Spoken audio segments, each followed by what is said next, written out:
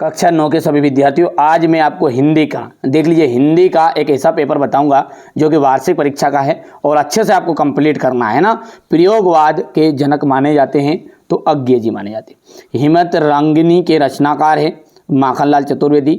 श्रृंगार रस का स्थायी भाव क्या है तो रतिया जाएगा। आज बाजार किससे भरा पड़ा है तो विलासिता की सामग्रियों से भरा पड़ा है। लुटिया किस प्रकार का शब्द है, आंचलिक शब्द है।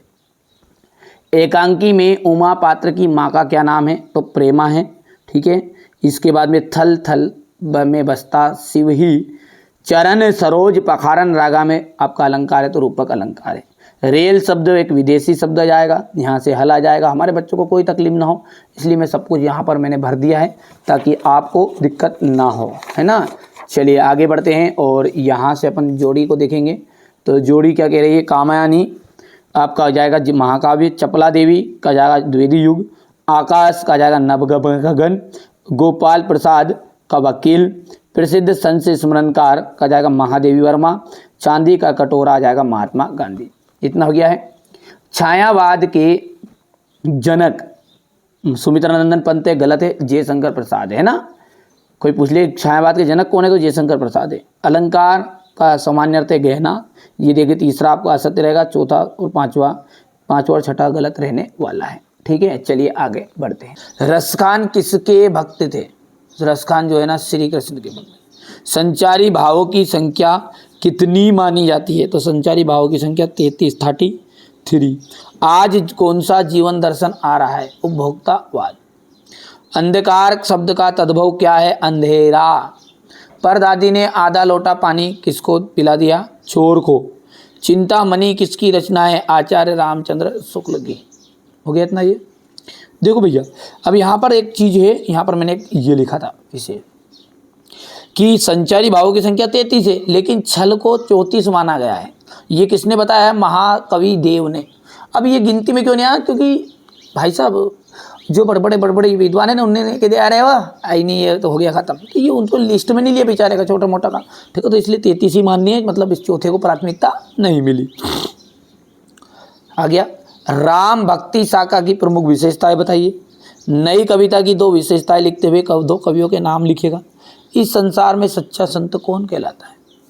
बंद द्वार की साकल खोलने के लिए लद्दाख ने क्या उपाय सुझाया है। कालांदी कुल कदम्ब की डारन में कौन सा अलंकार है। कवि ने गांव को हरता जनमन क्यों कहा है। कवि ने पीपल को बड़ा बुजुर्ग क्यों कहा है, समझाइए। सुमित्रा नंदन पंत के भाव सौंदर्य की 2 विशेषताएं लिखिए। महाकाव्य और खंडकाव्य में अंतर लिखिएगा। रौद्र रस की परिभाषा लिखिए। हो गया। यमक अलंकार की परिभाषा उदाहरण सहित। सवैया छंद की परिभाषा आपको देनी है, उदाहरण सहित बताना है। नाटक और एकांकी में अंतर लिखिए। ये हो गया यहाँ से। रेखा चित्र किसे कहते हैं। महादेवी वर्मा की भाषा शैली की विशेषताएं बताइए। प्रेमचंद की 2 रचनाओं के नाम। किन घटनाओं से पता चलता है कि हीरा और मोती में गहरी दोस्ती थी। ये क्वेश्चन नंबर आपका 14 रहेगा, ध्यान से देखते जाओ, फटाफट स्क्रीनशॉट लो, है ना। समास किसे कहते हैं, इसके भेद बताइए। तद्भव शब्द किसे कहते हैं। मृत्यु का तरल दूत किसे कहा गया है और क्यों। समाज में महिलाओं को उचित गरिमा दिलाने हेतु आप कौन कौन से प्रयास कर सकते हैं। निम्नलिखित काव्यांश का संदर्भ भाव प्रसंग सहित भावार्थ लिखिए। पखा पखी के कार्य ने सब जग रहा भुलान। निरपक होई के हरि भजे सोई संत सुजान।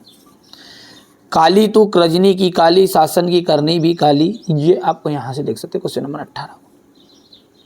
इसके बाद आएगा आपका क्वेश्चन नंबर 19, ये ध्यान से देखो, ठीक है भैया।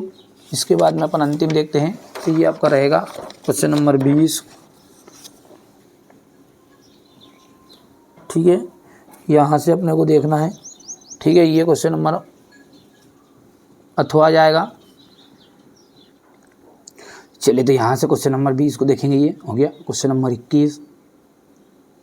ये